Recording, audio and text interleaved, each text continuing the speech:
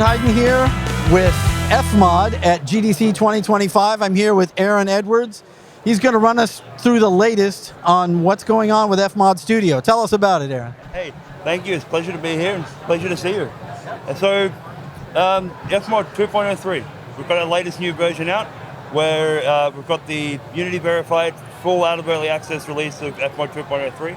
Got some really cool stuff. So, first off, one of the big changes is we've removed seek speed from parameters, and they're now usable as modulators on any modulatable property. So it means anytime a parameter changes from one value to another, instead of it hard snapping, you can tell, hey, I want you to smoothen that out just a little bit, which means you can do now really powerful mixed state techniques like what we've got here. So in this case, we've got things like when we're in the menu, we've got, bass synths, bass, orchestra, percussion, all that stuff set to a specific mix. We've got a bunch of other things like other cool stuff we'll get to. And then you can see when we go to combat here, we're switching to full mix, right? Now normally that's gonna hard snap, which means the volume is just gonna pop in. And it sounds really kind of awkward. Whereas now with seek speed as a modulator, we can say, okay, when this fader moves, smoothen that movement out by a certain value. And we can adjust that based on ascending and descending. So if it's going from a lower value to a higher value, and if it's going from a higher value to a lower value, we can have separate speeds for those. It's really powerful. What that means is we can go from a track like this to the menu,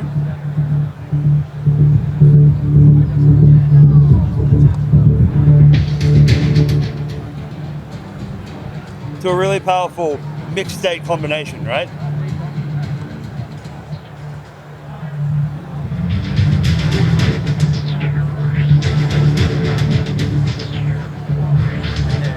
Kind of fun to play with. So that opens up so many new possibilities for mixed states, for transitioning, for just going, A, B sections, discretes or integer values. And it makes it really easy to kind of just blend these states together. Another really big change was the addition to FFT processing in FMOD Studio. So now we have things like the spectral sidechain, as well as multiband dynamics. So the multiband dynamics we can kind of see a little bit here. And the multiband dynamics plugin gives us upwards and downwards expansion, as well as upwards and downwards compression across 3 separate bands. We're all completely controllable at runtime. So now we can kind of do things like, downwards expansion to kind of do a little bit of noise removal, upwards compression or downwards compression for mixing and mastering. And the cool thing is, this is all really customizable in terms of how much you want it to be performant, using the next feature that we've released, which is the ability to have wet and dry mix on every DSP in Studio. So now you can enable wet-dry blend, and you can blend in all of these kind of features. The secondary benefit to that is the ability to have the automatic bypassing. So if at any point a DSP effect has is silent, so there's no signal being processed, or if the wet-dry mix is set to all dry, that DSP effect is going to get automatically bypassed, which means it will stop consuming CPU. It won't necessarily be unloaded from memory, so if it's something like a convolution reverb, it will still be active, because if we were dynamically unloading convolutions, there's going to be problems with sync. But it will stop consuming CPU. So for things like FFT processing, you can just go, okay, I don't need you anymore, set it to all dry, and it's going to bypass, stop consuming CPU, and you're all good. So, really powerful way. Another thing that we've added while we were there, because it made sense, is we've got the ability to enable input gain for every DSP as well. So you can now add gain staging at a DSP level per effect. Super powerful. With the wet dry, we also added the ability to have independent levels. So you can have wet levels and dry levels independently, or the classic wet dry blend as you'd prefer. We also spent a long time customizing the UI for this multiband dynamics. So we can basically edit everything from this central point here, so that you can grab the bottom line here to adjust the threshold. You can grab the middle of the panel to adjust the ratio, the sides to grab the cross high and cross low, and also in the corner to be able to basically dynamically blend everything together. So you can adjust everything from within here. So we spent a long time, I actually spent a long time designing the UI for this one. I think it turned out really, really nice. Wow. then one of the last things, there's actually a lot of changes. It's probably too much to get through in a very quick spiel. One of the other massive things is we've got spectral sidechaining. What spectral sidechaining will let us do is if we just quickly open a profiler session here, just to get some information. Now that we've fed some information into the mixer, you can see here in the spectral sidechain, we can dictate the range that we're analyzing, and we get two things now from the spectral sidechain. We get the RMS of the frequency, and also the spectral centroid. And the spectral centroid is just a fancy way to say what's the dominant frequency at any given point. We get that as a value that we can now modulate, right? So in this case, we're going over to the music. If we have a look at this EQ, what we're doing is we're setting the frequency to be whatever the spectral centroid value is, right? And then we're reducing the gain and the Q based on the RMS. So in other words, we've got the EQ, we're sliding the frequency to whatever the dominant frequency is coming in, and then lowering the gain and the Q value based on how loud it is. So on the music, we're going, all right, whatever the dominant frequency of the enemy sound effects are, that's more important than you. Here's a peaking EQ, we're carving out the frequencies of that music and then giving space for the enemies to come through. The cool thing is, it's completely dynamic. It's reading the entire signal band, right?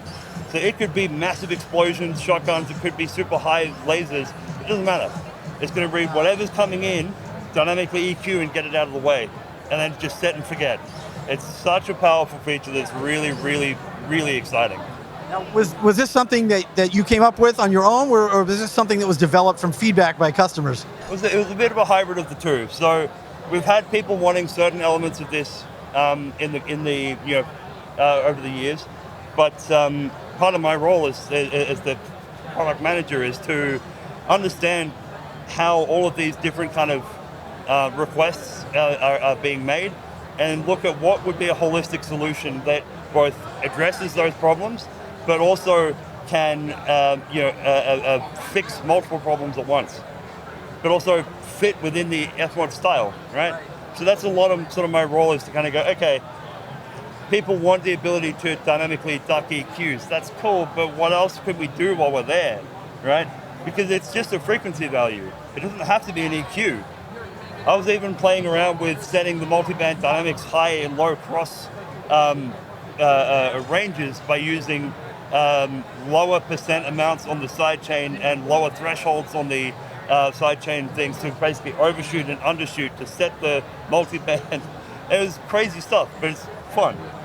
So yeah, the whole ethos behind FMOD is going, how can we provide building blocks for the users to do what they want to do, right? And I think this is a really good example of that, going, well, yes, you can now dynamically read a signal and get the dominant frequency, because that's a frequency value. If everybody knows anything about like scaling values and how those get mapped, staying within the frequency domain makes it really, really powerful for a lot of things. So there's some cool stuff. We've also done other changes. We've got things like the delay interpolation mode, which is kind of a bit in the weeds, but before our delay, if you change the time on the delay, it wouldn't create pitch artifacts, which when I found out, I was like, that's cool. Every delay we have, when you change the time, it does the pitch warp, right? But ours doesn't do that. I'm like, that's cool. But people were complaining that they wanted it back. So we've added a switch. You can now do the interpolation mode, the lerp mode, or fade. Or you can turn it off completely and get some weird results, but you to you. And then look, there's a bunch of other things as well. We've updated the profiler. You can now more easily see referenced events in the profiler, which we can see here in this chunky little gameplay session of our demo here at GDC. You can see all the reference events have the dotted lines and the lifespans view compared to the standard one. We've got some other updates coming soon to the profiler, where you're going to be able to see things like CPU per audio track as well as CPU per DSP. There's a bunch of stuff still on the way. And then even other small tweaks, like the things to be able to see start offset as a visualizing line on the sample now, instead of it just being an arbitrary percent. So we spent a long time trying to make FMOD feel as intuitive as it does when you first pick it up, right? Everybody knows when you first open FMOD, it feels intuitive, you know what you're doing. And then you get into the weeds, and it's still intuitive. But for me, there's some couple of things we can just kind of tweak, and that's what we've really tried to do with 2.03. Wow, well, you've included a lot of detail. Over the years, I've seen this product evolve, and it's really impressive what you've done. And thank you very much, by the way, for continuing to sponsor the Interactive Audio Special Interest Group. We're very grateful to have you on board as our industry changer sponsor this year. Thank you, and have a great show. Thank you, sir. Likewise. That's it from FMOD at GDC 2025.